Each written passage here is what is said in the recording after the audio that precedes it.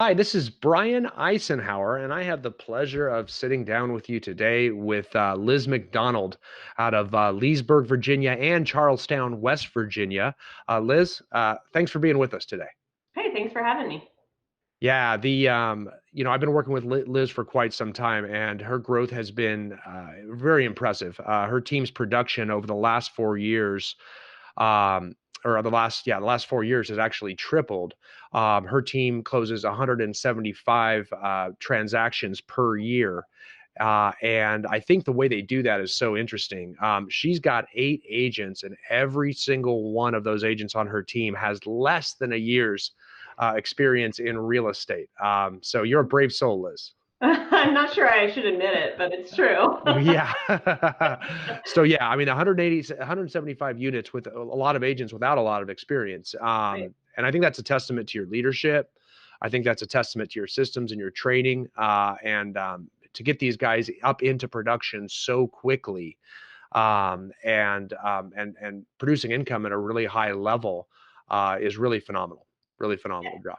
Yeah, it's really fun and it really impacts people's lives quickly, so that's great. Great. Well, let's talk about how you do it. I know one of the things that we've worked on as a focus is trying to make sure that you do not develop agents that are solely dependent on the team's business. Hmm.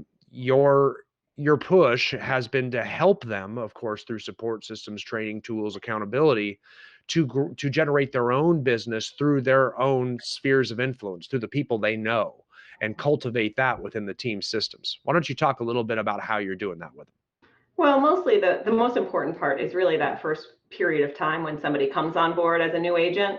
That's when they either blow in or blow out, is what I say. And the way to blow them in is to give them the training and show them success early on. So we have as you know, we go through the SOI modules that you have right away. That's first training is to get up to date on that, to really understand how to touch their sphere of influence and start to market to those people, and to start to really help people in their sphere. It's really hard for people, for buyers and sellers, to trust their best friend who used to babysit their kids, or their you know third cousin once removed, without sort of seeing the success. And so we're able to share the success of other agents on our team, and then also have them understanding how to speak about real estate, and answer questions, and really show success right away. So creating success through open houses, through SOI, and trying to get them under contract as quickly as we can, so that they're seeing the financial success as well right away. Yeah, and you have a lot of success with that. You have a lot of agents. I mean, they're getting things under contract right after they start joining your team that way, and oftentimes it's from their own spheres of influence. It really needs to be in that first 6 weeks.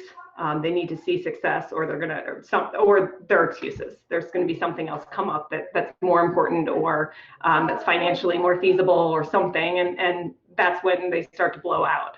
Yeah. So what one of the best things that we've been able to do is show success early on, get them under contract, and mentor them through that first contract. Obviously, you're mentoring through their first several contracts, but to be able to really create that success immediately. Yeah, and I like how you said that too. I mean, you get when they come on board, you're training them on how to grow their SOI. You're Hmm. holding them accountable to it too, right? So you're Absolutely, making that's sure that they're important. growing the number of people in Hmm. their SOI referral database.